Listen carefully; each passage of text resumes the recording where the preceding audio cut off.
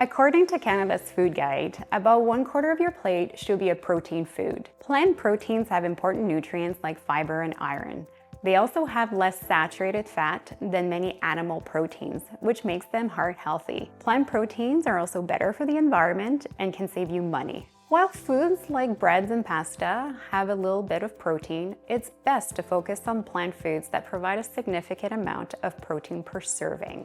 Here are 3 great sources of plant protein. Soy foods, like tofu, soy beverage, soybeans, edamame, and tempeh, but not soya sauce. Legumes like navy beans, chickpea, split peas, and lentils. Nuts and seeds like flax seeds, chia seeds, walnuts, and hazelnuts. Plant proteins come in many flavors and texture. There's something for everyone. Try to eat them every day. It helps to keep you and the planet healthy.